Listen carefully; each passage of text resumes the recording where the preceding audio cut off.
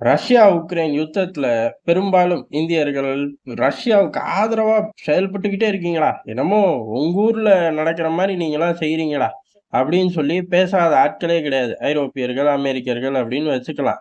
ஆனா இப்ப ட்ரம்ப போய் எந்த லிஸ்ட்ல சேர்ப்பாய்ங்கன்னு தெரியல. காரணம் நமக்கு மேல ஆதரவா அவர் தான் செயல்படுறார் அப்படின்னு ஊர் உலகமே கண்ண கசக்கிட்டு பார்க்கிற ரேஞ்சுக்கு சம்பவத்த பண்ணிக்கிட்டு இருக்காங்க. அப்படி இருக்கும்போது தொடர்ந்து அதாவது தலைவன் புட்டினுக்கு ஒரு ஆள பிடிக்கல அப்புட்ன்னா, "அண்ணன் அமெரிக்கா நீ வா பேச்சுவார்த்தை டேபிளுக்கு நீ போகாத.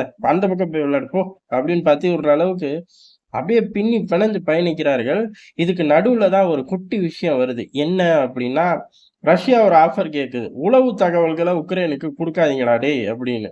ஆனா அதெல்லாம் முடியாது. அத விட்டுரு அப்படின்னு சொல்லி ரிஜெக்ட் பண்ணிருச்சு வெள்ளை மாளிகை அப்படின்னு ஒரு ஃபிளாஷ் ஆகுது. அதோட அது அப்படியே அடங்கி போயிருது.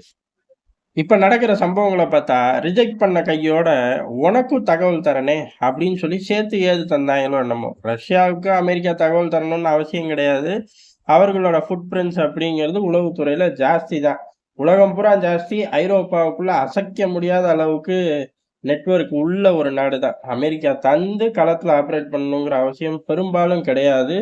ஏன் 100% கிடையாதுன்னு சொல்லிட்டு போயிரலாம். அப்படி இருக்கும்போது இப்படியும் பார்க்கிறார்கள், பேசுறார்கள். என்ன அப்படின்னா உக்ரைனோட ஆயுத கிடங்குல இருந்து கிளம்புன ஒரு ட்ரெயின். அதாவது பல பகுதிகளுக்கு ஆயுதங்கள கொண்டு போற ஒரு ட்ரெயின தட்டி தூக்கிருச்சு ரஷ்ய படைகள். உக்ரைன் யுத்தத்துல இதுவரையும் உக்ரைனோட ஆயுதங்கள் இப்படி ரன்வேல அதாவது தன் ட்ராக்ல மாட்டுனதே கிடையாது. ஒண்ணு டிப்போல மாட்டும், இல்ல டிப்போல இருந்து அடுத்த டிப்போல கொண்டு போய் வைக்கும்போது மாட்டும். இந்த 2 லொகேஷன்ல தான் ஆயுதங்கள் மாட்டும். முதல் முறையா டிரான்சிட்ல மாட்டுது. அதுவும் ட்ராக்ல மாட்டுது. இதுவரை இப்படி ஒரு சம்பவத்த ரஷ்யா பண்ணதே இல்ல. அப்ப துல்லியமான தகவல் ரஷ்யாவுக்கு கிடைச்சிருக்கு அப்படின்னு எடுத்துக்கலாம். அந்த துல்லியமான தகவல் ரஷ்ய உளவுத்துறை கிடைச்சுச்சா? அதாவது அவர்களோட ரிசோர்ஸஸ் மூலியமா கிடைச்சுச்சா? இல்ல அமெரிக்காவே ஷேர் பண்ணுச்சா? அப்படிங்கிற சந்தேகம் எல்லாருக்கும் வந்துருச்சு. எல்லாருக்கும் வந்தது போக ஜெலன்ஸ்கிக்கும் வந்துருச்சு. ஜெலன்ஸ்கி அந்த கோவத்த எப்படி காட்டுவார்? வெள்ளை மாளிகையை நோக்கி ஆளில்லா விமானத்த அனுப்பிச்சுருவாரோ? அனுப்புனாலும் அனுப்புவாரு. கூத்து கோமாளித்தனத்துக்கு எல்லையே இல்லைன்னு தலைவன் செஞ்சுக்கிட்டு தான் இருக்கான். யாரு? ஜெலன்ஸ்கி. அதனால செய்யறக்கு அதிக வாய்ப்பு இருக்கு. ஆனா இந்த தடவ விசித்திரமா ரஷ்யாவோட Tu-95 விமானம் இருக்கக்கூடிய அந்த விமான தளத்த நோக்கி ஆளில்லா விமானத்த அனுப்பிச்சுட்டாய்ங்க. அது போய் வெடிச்சு பெரும் புகையோட ஒரு ஃபுட்டேஜும் ரிலீஸ் ஆயிருச்சு. சேதாரம் என்ன? தெரியல. நியூட்ரலைஸ் பண்ணி அந்த புகையா? தெரியல. இல்ல இது போய் தற்குறித்தனமா வேற எங்கேயாச்சும் மோதி, அங்க உள்ள சேதாரங்களா? அப்படின்னு எதுவுமே ஃபிளாஷ் ஆகல. ஆனா சில டெலகிராம் சேனல்கள பொறுத்தவரையும், விமான தளத்துக்கோ, விமானத்துக்கோ ஒண்ணும் நடக்கலங்க அப்படின்னு தான் போட்டுக்கிட்டு இருக்காருங்க. இத ஏன் பண்ணார் அப்படிங்கிறது தான். காரணம் என்ன அப்படின்னா, அது முக்கியமான இதுக்கு முன்னாடியே அதுல இந்த மாரி அட்டாக் நடந்திருக்கு. ஆனா விமானத்துக்கு எந்த சேதாரமும் ஏற்படல. விமான ஓடுபாதைக்கும் எந்த சேதாரமும் ஏற்படல. ஆனா ட்ரை பண்ணார்கள். அப்படி ட்ரை பண்ணது மூலியமாவே ரஷ்யாவோட முக்கியமான ஸ்ட்ராட்டஜிக் ஏர்பேஸையே தட்டி தூக்கிட்டோம் பாத்தியா? இவ்வளவுதான் ரஷ்யாவோட பாதுகாப்பு அப்படின்னு பெருசா பேசுனாய்ங்க. ஆனா அத தாண்டி இவர்களால ஒண்ணும் சாதிக்க முடியல அந்த காலகட்டத்துல.